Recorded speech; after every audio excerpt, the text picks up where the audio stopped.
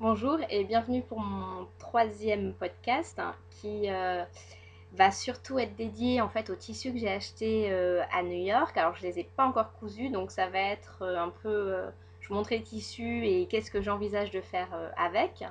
Parce que j'en ai ramené pas mal et j'avais promis sur Instagram de faire un podcast en rentrant pour les montrer. Et donc c'est ce que je vais faire. Mais je pense d'abord peut-être on va commencer par ce que j'ai fait cette semaine et sur ma fin de mes vacances. Donc j'ai pas fait grand chose, je dois l'avouer. J'avais montré déjà ma blouse Arelli lors du dernier podcast. Donc voilà, avec un tissu brillant, etc. Donc elle a été portée plusieurs fois en vacances et au boulot. Donc ça y est, elle est validée sans problème. Avec un jean, ça va très bien. Il y a quand même un petit effet femme enceinte, hein, je dois l'avouer, sur moi, ça fait un petit peu ça. Mais bon, elle est quand même très agréable à porter. J'ai même d'ailleurs craqué et acheté, je suis repartie chez Mondial Tissu en fin de vacances et j'ai acheté le même tissu en doré. Donc je pense que je vais me faire un duo de Arelli, une argentée, une dorée. Voilà, ça je pense que, mais c'est pas encore du tout commencé. On verra si j'ai le temps parce que vous allez voir, je crois que je suis un petit peu ambitieuse. Il va falloir que je revoie mes ambitions à la baisse. Donc pour le premier, j'avais aussi la Aldershot. Alors à l'époque où on s'était vu, je crois que je l'avais fait que la couper. Entre temps, sur Instagram, vous avez pu voir. Alors désolé, elle est froissée, mais ça y est, elle est terminée. Alors, si j'arrive. Voilà, donc comme je disais, elle est froissée. J'ai un débat sur les boutons. Est-ce que je prenais des boutons blancs ou bleus? D'ailleurs, il faudrait que je coupe un peu la boutonnière. Blanc ou bleu, c'est le bleu qui avait gagné largement. Donc j'ai suivi l'avis général. Et c'est vrai que c'est très sympa en fait, les petits boutons bleus comme ça. Je trouve ça assez sympa. Alors aussi, ceux qui ont suivi, j'ai gardé le col monté à l'envers. Donc je me suis trompée. Vous voyez, le col il est censé être dans l'autre sens, mais bon. Je trouve que ça choque pas parce que c'est vrai qu'elle n'est pas fermée jusqu'en haut. Donc en fait, au final, voilà, ça choque pas. J'ai eu un petit souci sur comment monter le col. Alors pas à côté à l'envers, mais en fait la dernière fois qui était vraiment le monter sur le reste de la chemise avec col et pied de colle. Et en fait, j'y arrivais pas avec la méthode donnée enfin sur le tutoriel de Craneline Studio, donc j'y arrivais pas du tout. Euh, J'étais un peu, voilà, j'ai fini par le coudre à la main. Je le fais jamais d'habitude, mais là j'étais un peu énervée, ça m'a calmé, c'était très bien. Donc je l'ai tout cousu en fait à la main, et ensuite j'ai fait une surpiqûre pour faire joli, mais tout avait été cousu à la main. Parce qu'il y avait un système où en fait on cousait une partie et on retournait. Et alors je suis sûre que ça a super bien marché quand on le maîtrise. J'ai essayé 3 fois, j'ai fini par dire le tissu est un peu fin, donc je vais vraiment casser mon tissu, donc j'ai fini par le faire à la mano. Mais très contente, j'avais peur qu'elle soit un peu transparente, alors on va pas se mentir, elle est un petit peu transparente, mais rien de choquant. La preuve, je l'ai même portée euh, au boulot cette semaine, et je vais vous montrer la photo, parce que j'ai pas, je vais la remettre, voilà, hop. Et elle va très bien, ceinturée, pas ceinturée. Alors pas ceinturée, elle est un peu longue pour moi. J'avais déjà raccourci, je pense, de 3 ou 4 cm, parce que je fais qu'un mètre 58 et donc du coup je savais déjà que ça serait trop long. Donc j'avais raccourci déjà, et je pense que je peux raccourcir un peu plus si je veux la porter sans ceinture. Avec la ceinture, c'était parfait.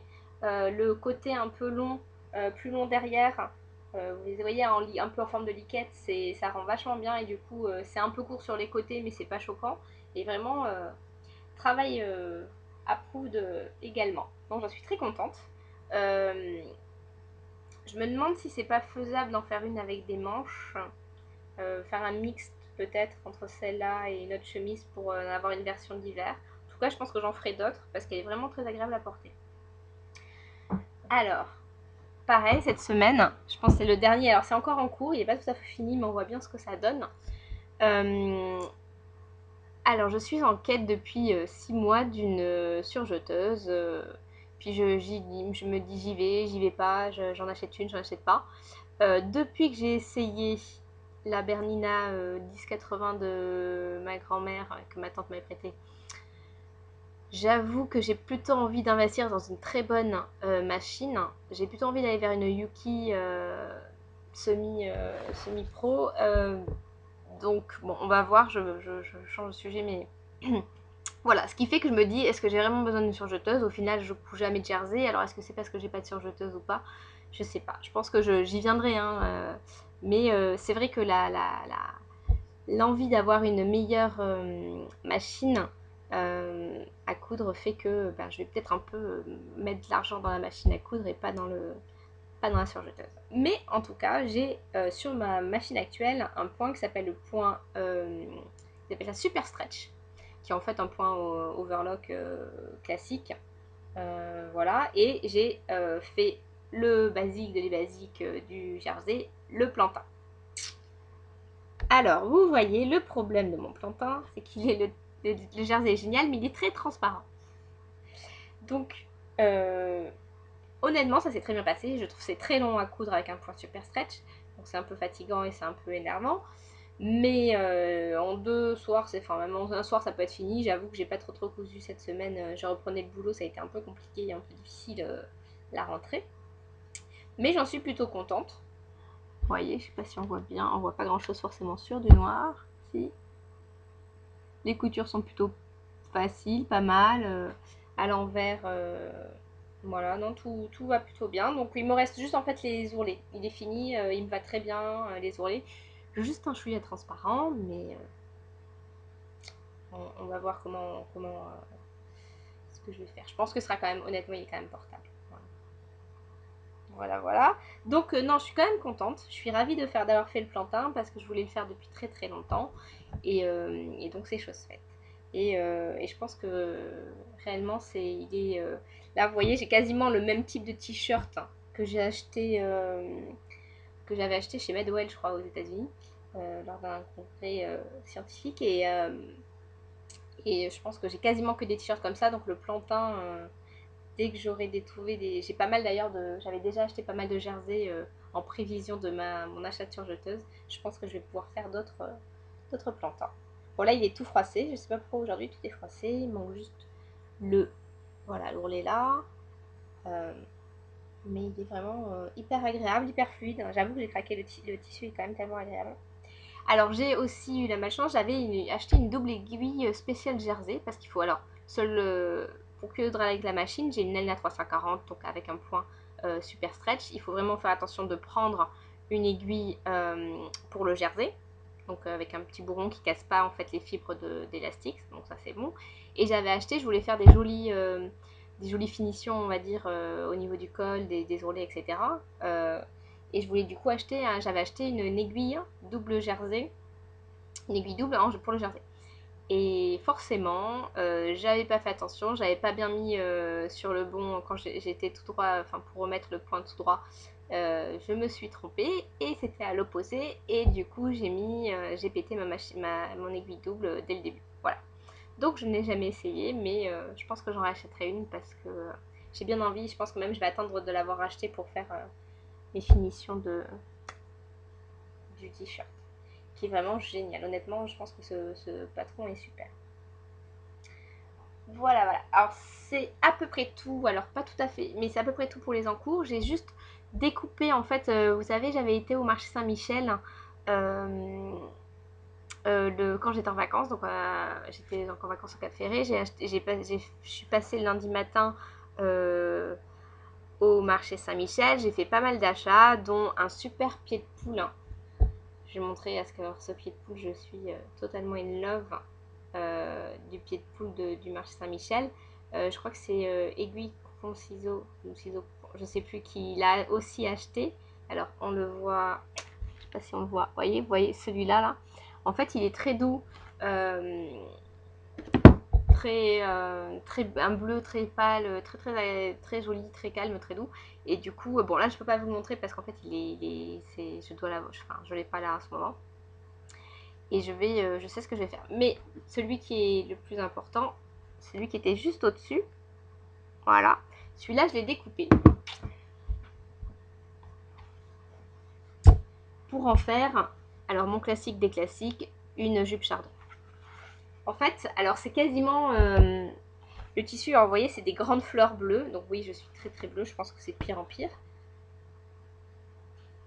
Alors c'est limite un tissu d'ameublement, honnêtement, dans la qualité. C'est une sorte de coton canevas très très épais. Ouais, vraiment du tissu d'ameublement.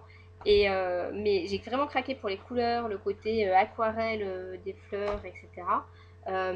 Donc je l'ai coupé pour faire une jupe chardon. On verra, en même temps ça passe ou ça casse. Je suis persuadée que ça va passer. Donc voilà, ici c'est bien, même j'en ai encore 2 mètres pour faire autre chose. Donc je vais pouvoir m'amuser avec ce tissu là. Voilà. Alors, aussi on avait dit, l'important c'était ce que je voulais faire, c'était vous montrer mes tissus que j'ai achetés à New York. Donc je pense qu'on va continuer avec ça. Alors, le premier.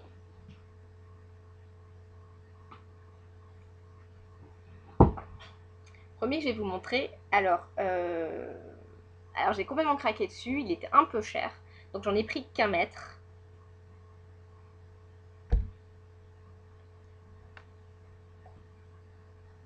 C'est celui-là. Alors, il est... c'est un peu du tissé, c'est voilà, vraiment du tissé un peu bouclé. J'ai adoré le mélange du bleu et du orange saumon, orange saumon, etc.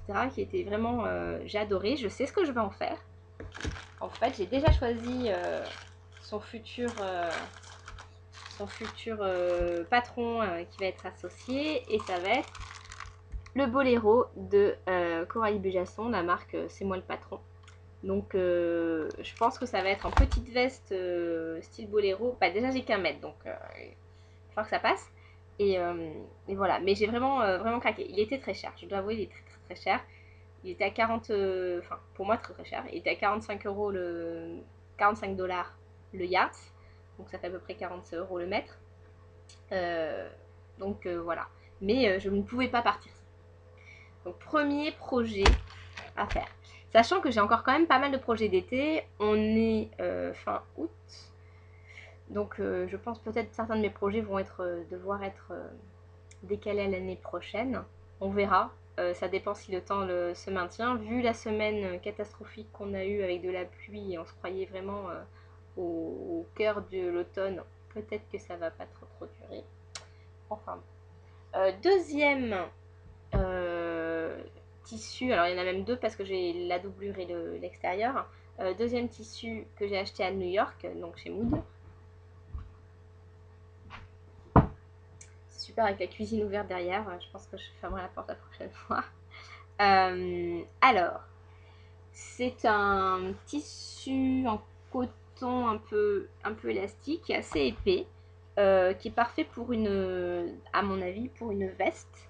Parce qu'il n'a pas l'air de froisser du tout. Il est très serré. Je sais pas, je suis pas très forte en quantité, mais c'est un coton lycra, mais extrêmement. Le tissage est assez fin, etc. Et donc je veux en faire encore une Coralie Béjasson avec C'est moi le patron, la veste classique, avec comme doublure, et c'est ça en fait le truc. Tada! Alors ça se voit pas, ça ressort pas, mais c'est vraiment du jaune fluo. Et alors je porte assez peu de fluo, mais par petit tout je trouve ça sympa. Et du coup l'association extérieur-intérieur ensemble, j'aime bien quand l'intérieur est un peu plus funky, je pense qu'on est pas mal comme ça. Donc l'ensemble là avec pour une veste, ça peut être sympa. Alors j'ai cette veste classique, il y a aussi celle qui était dans la maison Victor de cet été. J'hésite, je pense que j'ai bien envie d'essayer la veste classique de Coralie Béjasson parce que j'en entends que du bien et que je me dis que ça sera certainement mieux expliqué que la maison Victor, quoique la maison Victor est quand même très bien expliquée, en général on y arrive sans problème. Donc alors, complètement in love de cette soie bleu et jaune fluo. Je suis désolée, les couleurs rentrent pas, mais il est vraiment fluo et le bleu est assez joli. Donc je pense que ça va être top. J'espère que ça va pas je vais pas me louper parce que c'est un niveau 4. J'ai jamais fait j'ai fait pas de veste à part la Mina qui est quand même niveau pas très très élevé en termes de veste.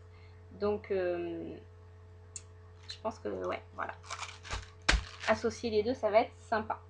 Autre tissu que j'ai acheté donc chez Moon. Alors, c'est un coton avec des fleurs plus ou moins dessinées. Donc il y a aussi des blanches, vous voyez, qui sont dessinées dessus. Très fluide. Légèrement transparent, mais vous voyez, c'est pas... Voilà. Et alors, je l'aime beaucoup.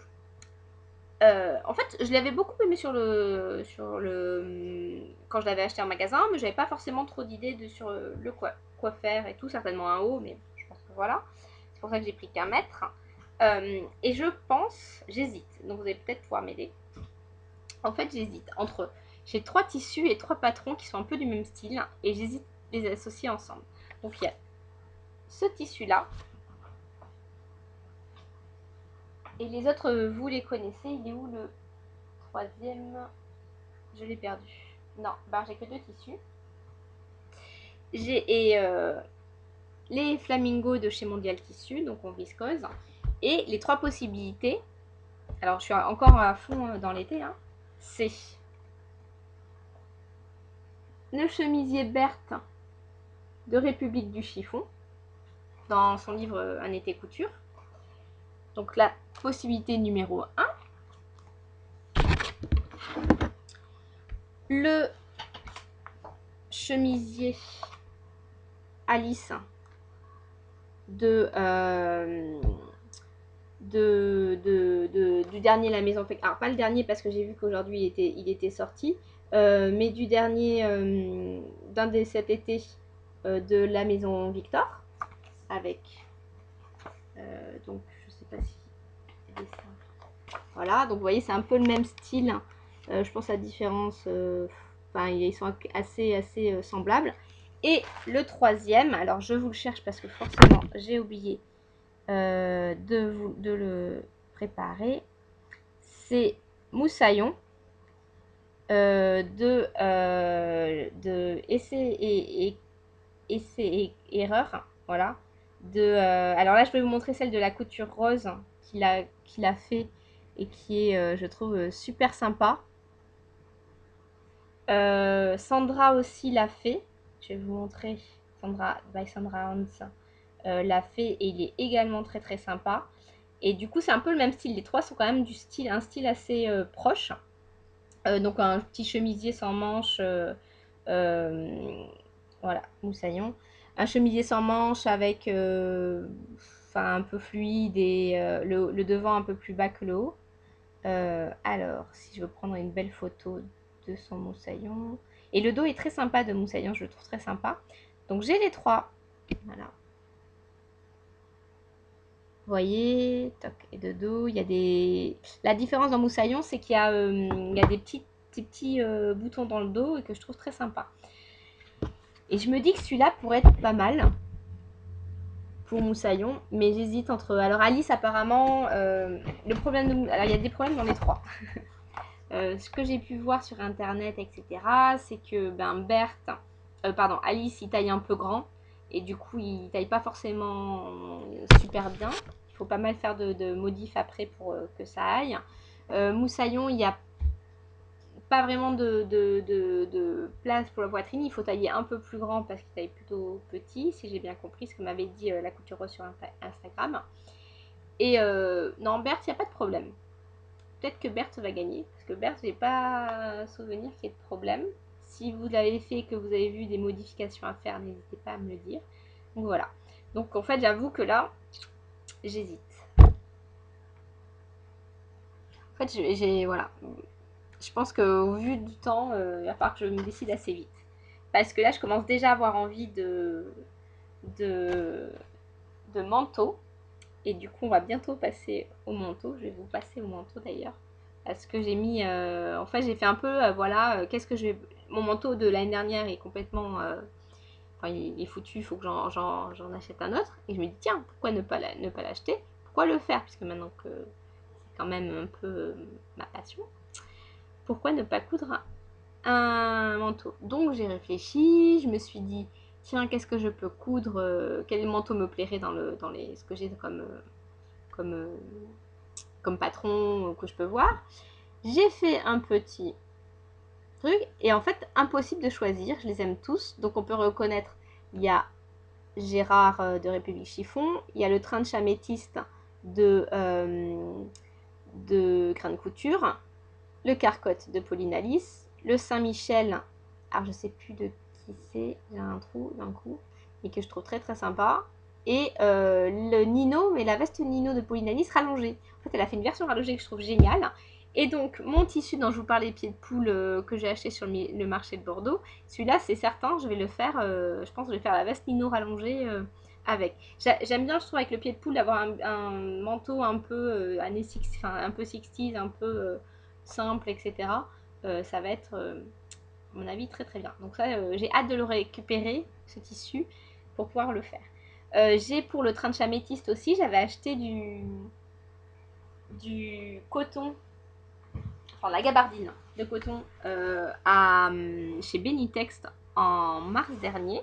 Donc, soit il y a celle-là qui est un peu plus, qui est très épaisse en fait. Elle est quand même très très épaisse. Donc je vais voir si j'utilise celle-là. Et mon deuxième choix, toujours de chez Benitex, la gabardine de coton coton en soie d'Hermès, ouais, qui avait d'ailleurs qu'à utiliser Annie Coton pour faire le Sorel. Et que moi j'avais utilisé mais en autre couleur, j'avais un vert kaki un peu que j'ai utilisé pour faire un short, je sais plus comment il s'appelle, le short de la Maison Victor pour hommes dans le même numéro que le Scarlett pour mon père, pour son anniversaire, et il le porte et il est très sympa. Et c'est vrai que cette gabardine de soie d'Hermès, c'était un plaisir à coudre. Donc j'hésite entre ces deux tissus, mais c'est clair que je vais le faire très bientôt. Surtout au vu de ce qu'il a plu cette semaine, ça donne envie. Pour les autres manteaux, j'ai acheté, alors vous voyez sur l'étiquette de Mood, alors 2 mètres de cette laine, qui est de la laine de la collection de Rag & Bone. Alors je pense, j'hésite en fait pour cette laine. Si je fais, soit je fais en fait le Saint-Michel, le caban Saint-Michel, ou alors je fais le caban du dernier Burda. Je pense que je vais certainement faire le Saint-Michel. J'avoue que Burda, ça me fait un peu peur. J'en ai pas encore cousu. Je pense que j'y viendrai, hein. Mais j'ai tellement un peu d'appréhension sur le fait d'écoute, de me dire il y aura forcément des trucs qui vont pas aller. Est-ce que j'ai un niveau suffisant pour pallier s'il y a quelque chose qui va pas, qui tombe pas pile poil comme il faut. Donc je pense que je vais certainement acheter le Saint-Michel. Et je vais peut-être faire le Saint-Michel. Alors j'ai peur qu'il soit un peu léger parce qu'il est assez fluide, assez fin. Et je sais pas si ça va pour le Saint-Michel. Je vais essayer de regarder ce que celles qui l'ont fait ont dit et ce qu'ils préconisent comme laine. Mais j'ai bien envie de faire le Saint-Michel avec. Voilà. Le deuxième, alors là j'adore. Il est d'une douceur, voilà. C'est de la laine et cachemire de Ralph Lauren. Que donc j'ai acheté toujours chez Mood. Il est... c'est une douceur, un truc comme ça. Très beau. Et je pense que je vais le garder du coup mon tissu laine préféré pour mon manteau préféré, à savoir le Carcotte de Pauline Alice. Donc je pense que je vais prendre le manteau car de Pauline Alice pour celui-là. Je pense que c'est ce qu'il y a de plus cohérent dans les choix. Mais j'avoue qu'au début je l'avais acheté en pensant plutôt au Gérard et pas au Carcotte. Donc je sais pas. Ça va être dur de décider. Donc si vous avez une préférence pour Carcotte ou Gérard pour ce tissu en laine et cachemire, voilà, je suis preneuse de vos décisions, de vos avis et de vos réflexions sur le sujet. Alors, un des derniers tissus que je vais vous montrer et que j'ai prévu déjà pour qui revient de Mood New York et dont je sais ce que je vais faire, c'est ce jean. Alors en fait c'est du jean enduit, vous voyez ça a un petit côté brillant, aussi de chez Ralph Lauren. Non, on voit pas trop, mais en fait c'est du jean, vous voyez, un peu enduit. Donc c'est assez fin, pas stretch, mais c'est vraiment du jean. Et en fait, je voulais faire le ginger jeans et je me suis rappelé que j'avais déjà dans ma collection le Jamie Jeans de Named Pattern. Donc il y a la skinny machin et je me dis ça peut être une très très bonne idée d'associer les deux. Alors je pense que ça va pas être une des premiers, peut-être je me trompe, mais je vais le faire dans pas tout de suite parce que je suis quand même un peu les jeans, voilà, et je me dis je vais faire le manteau, j'ai plus envie de manteau, mais je pense que voilà, ça va être un combo gagnant à mon avis, si je me plante pas dans le montage, etc. Ça va être un combo gagnant, j'espère. Alors c'est pas les seuls que j'ai ramené plein d'autres tissus, je vais vous les montrer vite fait, mais je n'ai absolument aucune idée de ce que je vais en faire. Oui, il y en a beaucoup. Je suis revenue, en fait, je suis partie avec, je crois que j'avais plus de 10 kilos de tissu en revenant. Alors, j'ai une sorte de chambré coton slash, je sais pas, je pense plutôt, ouais, mais bleu, bon, qui a un joli bleu assez clair, assez lumineux, qui va être très bien pour, je pense, une robe ou une jupe assez fluide, ce qui est souvent le problème. Idem, alors là il est vraiment hyper doux, très fluide, un peu dans le même style que le tissu que j'avais ramené de Philadelphie de Chicago, je sais plus, pour faire la bétine. Hein. C'est un peu le même style de tissu. Je craque toujours pour le même style de tissu, je devrais changer, mais je craque toujours pour le même style de tissu. Vous êtes bleu, un peu fluide, et voilà. Ensuite, bon, celui-là voilà. Il y a celui-là. Alors, je crois que un coton tout simple. Je sais pas encore du tout ce que je vais en faire. Pour une fois, il n'est pas bleu. Je sais pas. Il a un côté un peu raide, brillant, rigide. Donc, je pense qu'une fois que je l'aurai lavé, il aura certainement perdu. Ça, je sais pas. Ah oui, ça. Alors, c'est un de mes amours. Enfin, j'ai trouvé du tencel. Alors, je sais pas vous, mais moi, j'ai vraiment du mal à trouver du tencel dans les magasins, enfin les vendeurs de tissus, et je trouve quasiment jamais de tencel. Et là, on voit, c'est vraiment donc vous savez là toutes les chemises qui ont été faites, que vous trouvez là, je pense qu'il y en avait partout, tout le monde en avait cet été.